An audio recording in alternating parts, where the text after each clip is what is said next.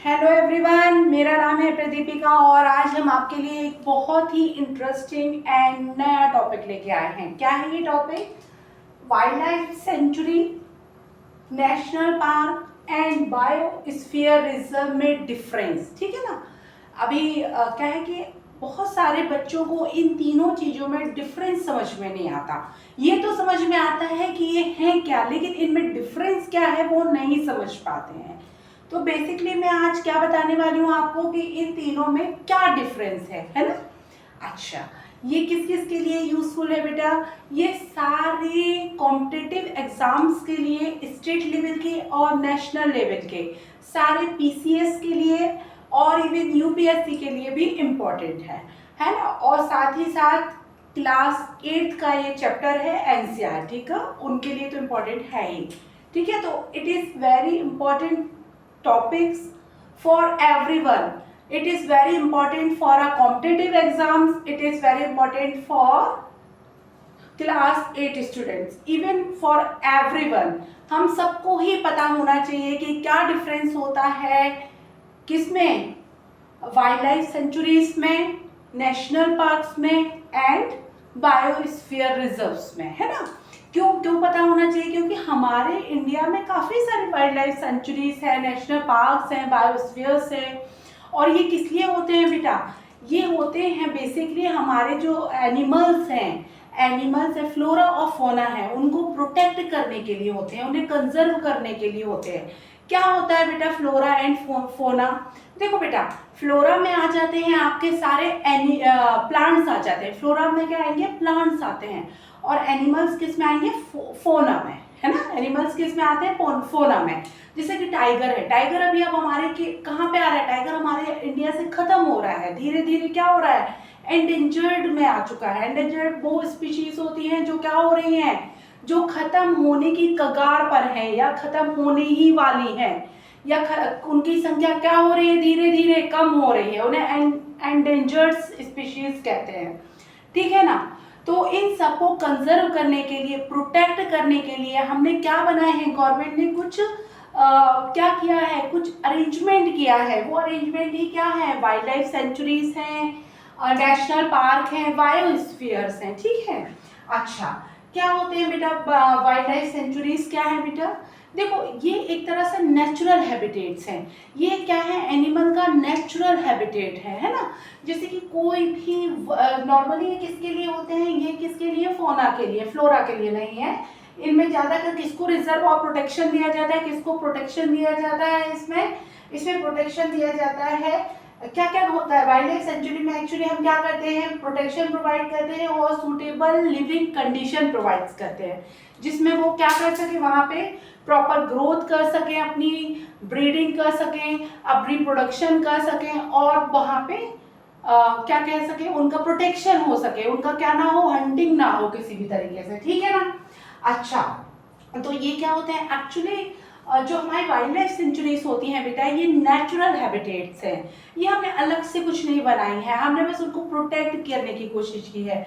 जो किसी भी एनिमल के, जैसे हमारे बर्ड्स के लिए होती हैं, इंसेक्ट्स के लिए होती हैं, एनिमल्स के लिए होती हैं, वो उनके नेचुरल घर ही हैं। हमने उनको अलग से कहीं से लेके नहीं आए। वहाँ पे वो ऑलरेडी रह रहे हैं, बस हमने उनको क्या दिया है? प्रोटेक्शंस दिए हैं। वहाँ पे हमने क्या किया है? सिर्फ प्रोटेक्शन दिया है उनको। ठीक है। तो यहाँ पे क्या होता है कि ह्यूमन एक्टिविटीज ऑलमोस्ट क्या होती है? अलाउड होती हैं। क्या क्या ह्यूमन एक्टिविटीज अलाउड होती है, लेकिन कुछ रिस्ट्रिक्शंस के साथ। ऐसा नहीं है आप जाके हंटिंग कर लो, कैप्चरिंग कर लो, नो। आप वहाँ पे एनिमल्स को मार नहीं सकते हैं, पकड़ के लेके नहीं आ सकते हैं, लेकिन हाँ आप कुछ अपनी एक्टिविटीज कर सकते हैं। कैसे एक्टिविटीज कर सकते हैं बेटा? जैसे कि gazing, grazing, collecting firewood, medicine plant, है ना। आप अपने एनिमल्स को वहाँ चराने के लिए ले जा सकते हैं। जैसे आपके पास एनिमल है, मान लीजिए बकरी है, गाय है, तो उनको आप ले जा सकते हैं उस एरिया में। वो वहाँ पे जाके ग्रेजिंग कर सकती हैं, अपना घास वास चारा वगैरह चर के आ सकती हैं, नो इश्यूज। क्या कर सकते हैं वहाँ पे? अब जैसे जंगलों में, इन सब जगहों पे तो क्या होते हैं? मेडिसिन प्लांट होते हैं। आप उधर से मेडिसिन प्लांट्स के जो भी आपकी रिक्वायरमेंट है मेडिसिन के लिए, आप ला सकते हैं, वुड ला सकते हैं, फायरवुड ला सकते हैं। फायरवुड वो कौन सी वुड होती है बेटा? जैसे कि पेड़ है, मान लो उससे अपने आप कुछ लकड़ियाँ गिर जाती हैं, काट के नहीं ला सकते हैं भाई, लेकिन हाँ गिर जाती हैं या झाड़ियाँ लगी होती हैं जो यूजफुल नहीं होती हैं, वो फायरवुड में आ जाती हैं। उन सबको क्या कर सकते हैं, आप लेके आ सकते हैं। यहाँ पे रिस्ट्रिक्शंस बहुत ज़्यादा नहीं होते हैं, बस रिस्ट्रिक्शन यही है कि आप वहाँ पे उनको एक तो क्या कर नहीं करोगे, डिस्टर्ब नहीं करेंगे आप उनको, एनिमल्स को आप डिस्टर्ब नहीं करेंगे। सेकेंडली आप वहाँ पे हंटिंग नहीं करेंगे, है ना, या कैप्चरिंग नहीं करेंगे, मतलब किसी भी तरह से उनको हार्म नहीं पहुँचा सकते हैं आप अपनी एक्टिविटीज़ कर सकते हैं पॉजिटिव वे में, स्लोली स्लोली, कोई इशू नहीं है। ठीक है, ये एक नेचुरल हैबिटेट होते हैं, छोटे एरिया में होते हैं, बहुत बड़े में नहीं होते हैं, मतलब फिर भी मतलब as compare to biosphere and national park. Okay okay, next is national park. National park क्या होते हैं बेटा? एक्चुअली नेशनल पार्क क्या होते हैं, नेशनल पार्क करते क्या है, नेशनल पार्क एक्चुअली हमको क्या करते हैं, प्रिजर्व करते हैं। क्या चीजें प्रिजर्व करते हैं? Flora, fauna, landscape and historical objects, है ना। क्या मतलब है इन सब सारी चीजों का? देखो, फ्लोरा में आपके सारे प्लांट्स आ जाते हैं, जैसे कि देखिए एक पर्टिकुलर हमारा एरिया है, वहाँ पे अलग टाइप के कुछ प्लांट्स होते हैं, वहाँ की अलग ही स्पीशीज होती हैं, है ना। हर जगह हर चीज़ तो नहीं होती है।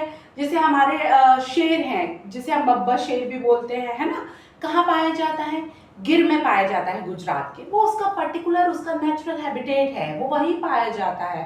तो एक पर्टिकुलर एरिया में एक पर्टिकुलर तरीके का क्या होता है, प्लांट्स होते हैं, एनिमल्स होते हैं, उनको वहाँ का क्या बोलेंगे, उस एरिया का क्या हो गए, वो उसका फ्लोरा एंड फौना में कंसीडर करते हैं उनको, है ना। तो ये क्या करते हैं, हम नेशनल पार्क में किसको प्रिजर्व करते हैं? फ्लोरा फौना को करते हैं, और साथ में किसे करते हैं भाई? हिस्टोरिकल ऑब्जेक्ट्स है, अगर वहाँ पे कोई लैंडस्केप्स हैं। लैंडस्केप से क्या मतलब होता है बेटा? लैंडस्केप से मतलब होता है जैसी भी लैंड है वहाँ की, अगर वहाँ माउंटेन है तो माउंटेन ही रहेगा, वैली है तो वैली रहेगी, वहाँ कोई वाटर बॉडीज है तो वाटर बॉडीज रहेगी, जो भी है वो वैसे ही रहेगा। वहाँ को हम क्या करते हैं, प्रिजर्व करते हैं। या कोई हिस्टोरिकल चीजें हैं, जैसे for example Satpura national park है, वहाँ पे क्या है बेटा, रॉक शेल्टर्स है, हमारे रॉक शेल्टर्स है, जो क्या है बहुत प्री हिस्टोरिकल एज के हैं, है ना, बहुत पुराने टाइम के हैं। तो वो आज भी हम वहाँ पे वैसे ही मिलेंगे आपको देखने के लिए, समझ में आया। तो यहाँ पे क्या करते हैं हम लोग, उन सब चीजों को क्या करते हैं, प्रिजर्वेशन मतलब प्रोटेक्शन देते हैं, है ना। अच्छा, सेकंड क्या डिफरेंस है यहाँ से यहाँ में, ये नेचुरल है, ये क्या है, हम लोग ने, गवर्नमेंट ने नेचुरल तो है ही उसको, लेकिन हमने प्रोटेक्शंस दिया हुआ है ना, प्रोटेक्शन दिया हुआ है। और क्या है, नेचुरल हैबिटेट नहीं है लेकिन एनिमल्स के, मतलब कुछ एनिमल नेचुरली हैं, लेकिन कुछ को हमने लेके भी आए हैं, उनको सूटेबल कंडीशन दी है, जिसमें वो वहाँ पे क्या कर सके, रिप्रोडक्शन कर सके, अपनी क्या कर सके, ब्रीडिंग कर सके, और अपनी पॉपुलेशन को इंक्रीज कर सके, है ना। अच्छा, और क्या डिफरेंस है, यहाँ पे क्या था, रिस्ट्रिक्शन काफी कम थे, आप ह्यूमन एक्टिविटीज अलाउड थी, some human activities were are allowed in this wildlife sanctuaries, है ना। लेकिन इसमें ह्यूमन एक्टिविटीज अलाउड नहीं है, ना ही आप यहाँ ग्रेजिंग कर सकते हैं, ना पोचिंग कर सकते हैं, ना हंटिंग, ना कैप्चरिंग ऑफ एनिमल्स, ना ही कलेक्शन ऑफ फायरवुड, ना ही मेडिसिन प्लांट, आप कुछ भी वहां से लेके नहीं आ सकते। नेशनल पार्क में आप कुछ भी उठा के लेके नहीं आ सकते, even one leaf you can't take with yourself, है ना।